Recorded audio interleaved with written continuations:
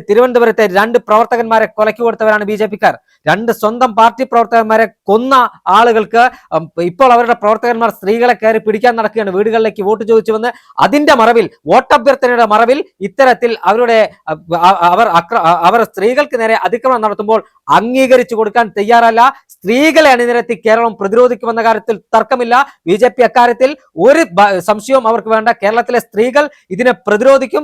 കേരളത്തിലെ യുവജന പ്രസ്ഥാനങ്ങളായ യൂത്ത് കോൺഗ്രസ് ഉൾപ്പെടെയുള്ള യുവജന പ്രസ്ഥാനങ്ങൾ ഈ വിഷയത്തിൽ ശക്തമായ നിലപാട് സ്വീകരിക്കും. കാരണം നാളുകളിൽ ഒരു സ്ത്രീക്കും ഇനി ഇത്തരമൊരു ദുരനുഭവം ഉണ്ടാകരുത്. വോട്ട് ചോദിച്ച് വീട്ടിൽ വരുന്നവൻ ആ വീട്ടിലെ സ്ത്രീകളെ കയറി പിടിച്ചാൽ എങ്ങനെ നാളെ ആളുകൾക്ക് ആ വീട്ടിലേക്ക് കയറി ചെല്ലാൻ കഴിയും? ഇത് തിരുവനന്തപുരത്തെ മംഗലപുരത്തെ ഒരു വിഷയമല്ല, കേരളത്തിലാകമാനമുള്ള വിഷയമാണ്. ഞാൻ എല്ലാ ബി.ജെ.പിക്കാരെയും അടച്ചാക്ഷേപിക്കുന്നില്ല. പക്ഷെ ഇത്തരം പുഴുക്കുത്തുകളെ സംരക്ഷിക്കാൻ ബി.ജെ.പി നേതൃത്വം തയ്യാറാകരുത്.